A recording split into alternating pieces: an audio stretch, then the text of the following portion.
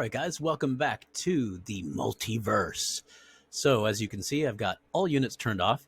The only thing you can see, especially at this elevation, is what you can see anyway using regular map view. Now, I will zoom in on my home territories to kind of let you know what's going on over there. But I will say there was some drama in the newspaper over here in North America. So somebody's butthurt over here, a little bit angry, a little bit mad, a little bit mad. A little bit angry at some hard-cold feller over there. Yeah. No honor, Wisconsin, F you.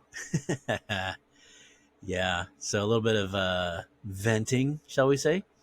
Over here, this is Clapping Cheeks. Yep. So we've heard from him before. He does like to sound off in the newspaper, which is fine. I personally find it pretty humorous. I published let's see, yeah, so some back and forth there. Florida weighs in. I published one here. This was fun. Really just trying to be historically what France would be at that time, sort of role playing a little bit, talking about France as the eldest daughter of the church. And then we will not stand idly by while apostates and fornicators besmirch the Holy See. So, just kind of try to play the historic thing. And then here comes Clapping Cheeks. Pope sounds like poop. Oh, highbrow, folks. Highbrow. So, anyway, so that does look like there is some drama happening in the United States. What's really happening is Harcold is dominating up here. And that does tend to rub people the wrong way, as we all know. They're doing pretty well over here with their North American Multiverse chapter. You can see they have quite a few. This is not North America. This is, oh yeah, it is. Okay. And I believe all the way down into Florida. Yes. So they've got a nice little coalition going on over there. I will say the biggest surprise so far is that 50 Cal, Clapping Cheeks, and Corman, who are part of the tight three over here, have finally brought China into the fold. And that was very surprising. A lot of us stood by and kind of watched as China instantly expanded to a huge size. So I'm pretty sure, who was this? I'm pretty sure that somebody left the game and vacated those premises for China to take over. But it is of concern because China is a very, very good player with a lot of experience and very active. Probably has alerts set on his phone, so you're not going to sneak up on him. He probably wakes up in the middle of the night. It's like, nope, not on my watch. So it's a little disconcerting. It was way better when these two guys were super angry and butthurt and refused to make peace with China. I was like, good, that's great. But it does look like they've finally made peace over there. They are now part of the rendezvous. So all of these guys are rendezvous now. And I'll say that is concerning for us, for sure, because China is a player. Corman has a nice big piece of territory here. So the two of these together are that's really not what we want to happen. But at the same time, I got to say, I do love a game that presents challenges for everybody involved. So I love to see that kind of stuff. We're going to have a game here. North America is showing some muscle, and the Far East here is finally unifying, and that is not good news for Europe. But it may be too late. I was actually leaning on these two to let China in, Clapping and Cal. I think Alpha Wolf is part of that. Nope, he's not. Interesting. I was kind of leaning on them to let China in a long time ago because China was messaging me and saying, hey, I'm a subscriber. Can you ask these guys to blah, blah, blah. And then they were like, he backstabbed us. Never, ever. I'll never give a knife to somebody who backstabs me. And it's like, I get it. I've had that kind of scenario before. So we're kind of zooming in here. I'm not giving anything away, I don't think. You're saying, hey, it looks like there's nothing on your land. Yeah, there's nothing on my land. All of these, I have turned off my recruiting offices. All of them. So that's it. They're all empty. Why, you say? Why? Why, King Spankerton? Why, Spanky McSpank? This is why. Because, so I face this conundrum of being basically a landlocked nation who has nowhere to expand to. If I try to expand out to here, it's going to be, terrible morale town, so far away from my capital. And so what I decided to do, and I'm going to have so much fun with this, is I'm going to drill down. So on all my, I covered up the tiles too. But just for instance, this one you can see is growing a level 1 factory. This is an oil tile. Oh, when you select it, you can see it. This is an oil tile. So I'm going to build level 4 factories on all my single oil tiles. I normally don't do that. But since I'm no longer expanding, I'm going to max out my economy. So oil will be first because that's the thing that I'm really going to need, and energy, honestly, because here's what I'm building. I am building lots and lots and lots of airplanes. 1, 2, 3, 4, 5, 6 bombers, 7 bombers, and 2 fighters currently. And I will tell you, I have a lot of other planes already on the map. I'm not going to tell you how many. I'm not going to tell you where, because I'm sneaky. That's awful. So, and also, it's pretty cool too. I picked up some coastal territories over here. So I will be building some boats. And I do love that this is a double. I don't mind telling you that. And he's got a road all the way here to the harbor that is building. So I've got 2 double tiles. This is also a double tile over here that I'll feel just peachy about building harbors. And I'll probably build a harbor here. I've already, I think I inherited a harbor when I moved into here. So I'm going ahead and building factories up here. So I will have 4 territories here that can produce harbors. And then I'm the Pope is exchanging some islands over here, so I can also have some more naval production tiles. So I will have, it looks like when we're done, I will have 7. So I'll just churn out, I'm not going to go crazy on the boats because, as I've said, my thing is aerial because they're so fast. Airplanes are just so fast. And so even if you're building cruisers that I believe, move at but like a 60 something, 67. I mean, that's pretty good, right? But when you compare that to a fighter, the fighter's just, honestly, 67 kilometers per hour. How about 216 kilometers per hour? And then I think the bombers are more like 168 or something, but they're still, way faster than a cruiser. So I like the air because I can bounce them around very quickly from one side of the map to the other, relatively quickly anyway. And also, I can't take any territory, so it's okay that air doesn't capture territory. I don't want to capture any territory.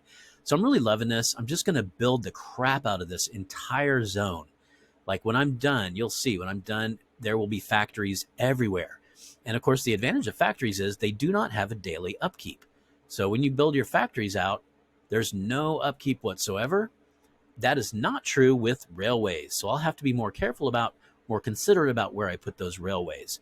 But as far as the good old-fashioned factories, I can build the crap out of that. Now, you can see where I've got plenty of food, so I don't necessarily need to build a lot of, food production. On the other hand, though, if you come on over here and you take a look at air and you take a look at fighters, their upkeep is wheat and oil. And bombers, same, wheat and oil. So as I grow a giant air force, I will continue to grow grain, but at not nearly the rate.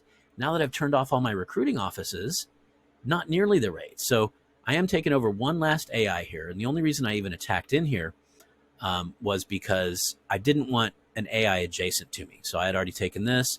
This AI was these 2 territories, and I just didn't want them adjacent because look how popular I am. Look at this, 6% popularity.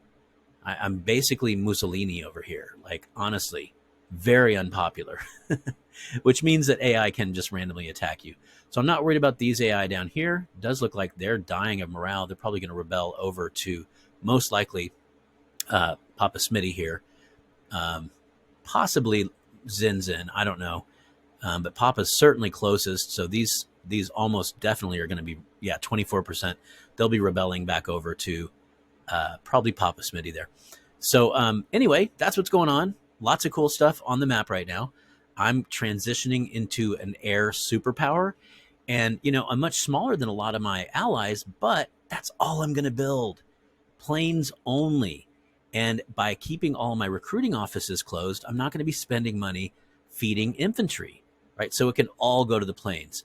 I've really been having fun with it. I'll keep you posted because, in theory, by the end of this, what the hope is that we can really, I can just be the superpower in here that's literally churning out, uh, 5 to 10 planes a day, maybe more, and just continuing that production constantly. You saw I had 7 bombers and I think 2 or 3 fighters going. So that's not per day, of course, because there is that factory delay. I wonder on it. Let's just check real quick on a level 4 factory. Pretty sure, yeah, there we go. Let's see how fast it can produce a bomber. So 2 days, 12 hours. So yeah, 2.5 days. That's with a level 4 factory. So if I could get 10 per day, that'd be great. And of course, that would mean I'd need maybe 14 factories, maybe 16 factories continuously churning out to be able to reach that rate of 10 per day. So, and fighters, of course, produce faster too. But this is very exciting. I'm super stoked about this. I'm also stoked about the fact that the North America seems to really be pulling it together and really dominating in that hemisphere. And then, of course, over here, this is to be worried about as far as my coalition has already talked about it. They've talked about the fact that China has evidently, these guys have made peace with the fact that China is an excellent freaking player and maybe stopped accusing him of sharing accounts or whatever other things they were accusing him of. Or backstabbing, I guess, was one big thing. And maybe they've gotten over that and realized that he is a subscriber. He is an excellent player, and he is their only chance of winning the game. And now that he's with them, we are concerned. I'll just say that. We are concerned. So let's go ahead and take a look, lastly, here at the newspaper. Look at how our coalitions are faring.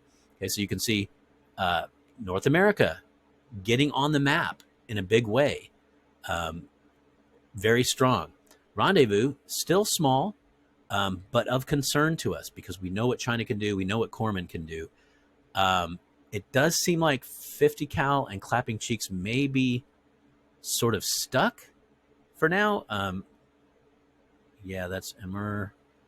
Yeah, they need to expand. I don't know if they can, but maybe China can help them with that. Yeah, they are kind of surrounded by player characters around here. Oh, this guy. Oh, that's Chinese Federal Republic. So there is a rival coalition in the region, the Chinese Federal Republic. So we'll see what happens there. If you want to know my opinion, I think China's going to eat northward and take over that entire landmass. And at some point, maybe these two will expand out of their sort of home territories and do some damage. Corman, of course, has pretty much unlimited space to grow. And then of high concern is this guy down here, who is part of G5 down here, but he is a power to be reckoned with. This is Eucla. Eucla goes all the way up here into Papua New Guinea, and it looks like up into these islands as well. So, no, that's Nelson. But that's Nelson. No? Okay. And this guy here, yeah, he's not part of G5 either. Very interesting. But anyway, seeing these guys and the possibility of them getting together with this guy is of concern. All right, that's it for the multiverse. There were still people here in the transverse down here, but the relentless advance of Papa Smitty here, which Papa even admits now that he almost didn't make it, and luckily Zinzin was able to come down and grab his flank and apply some pressure on this side of the map, and so great example of teamwork there, coming together and helping each other to push south. It is looking like Papa Smitty is on his way to being that world superpower. So up until now, it's been Popcat. Let's look at individual nations here. Up until now, it's been Pays de Loire, which is Popcat. Eucla, who we talked about there in Australia, doing rather well himself, second player in the game. But look how Papa Smitty is slowly climbing his way up. Now, I get the feeling that these reward points have a lot to do with number of territories and number of troops on the map. And if you're rapidly expanding like Papa Smitty is, also, I believe it does have to do with how much it's developed. If you look at this giant zone here, that's all Papa Smitty, this big pink zone here. So this game will catch up. Let's look at that other metric that I do like to look at, which is... here we go. Diplomacy.